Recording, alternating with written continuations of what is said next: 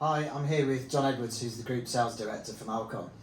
Jon, we've already talked a little bit about bespoke brakes and designing specific braking systems for armoured vehicles, but I also understand you've got a range of off-the-shelf kits that are designed for specific vehicle types that are then used in the security and the defence world for up-armouring.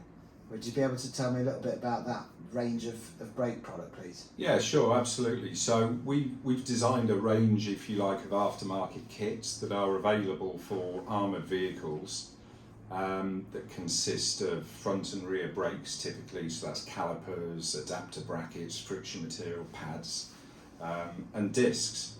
And we do that because obviously when people take a vehicle and put a load of weight on it, kinetic energy is a half mv squared, and you create a lot more kinetic energy, so you have to harness that with a larger brake system.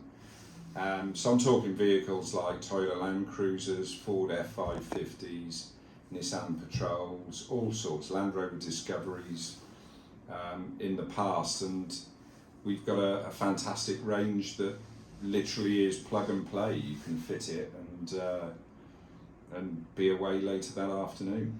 So if an armourer takes an off-the-shelf vehicle which is designed to run at, let's say, 2.5 tons fully laden, by the time they've put the armour onto that, what kind of weights are we talking about? Oh, people are well north of 4.5 tons, 5 tons now, which is a massive increase in the all-up weight of the vehicle, and typically they're not running larger wheels, and so as I said, there's a need for a larger braking system to harness that energy. So if you were to run the standard brake system, which you could select to keep the standard brake system in place, what would be the pitfalls to the user of carrying on with a standard system like that? So if you took an up-armoured vehicle in excess of 4.5 tons and it had the standard braking system on, initially it would feel very vague, so you would feel probably a little bit disconcerted by the lack of feel within the system. If you lean on it from speed, the retardation is likely to be poor, but that's after the first apply, and if you try it for a second time it's going to get worse, and by the third time it's probably gone, and that would be due to brake fade, which would be the material overheating, so the friction material overheating, and the fluid would start to be getting hot as well. So you'd have a brake that doesn't feel great, doesn't perform particularly well when you lean on it, and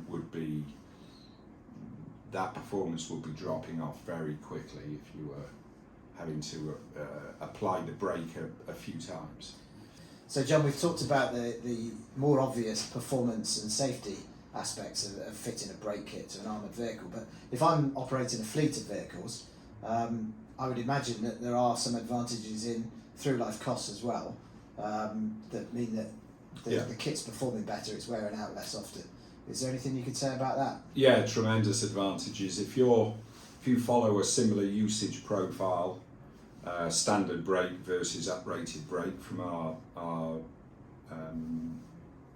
catalogue, then you will notice a significant reduction in friction material wear and disc wear, to the point where you're not changing these wear items as regularly as you would with a standard system.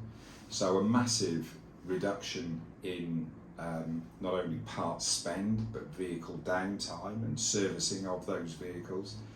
In some situations, we've heard of friction material being changed on vehicles every day or every other day, and that's it's a massive cost to an organisation running a fleet of these vehicles. Like I say, not just in terms of parts, but service support to actually physically do the work. So the larger system dramatically reduces through life costs. So you'd say there's a kind of false economy really. Somebody could choose to run the standard brake system on their armoured truck, thinking that they're saving money up front, but in the long term it's probably quite the opposite. They're certainly not saving money, because, like you say, the bills will just rack up,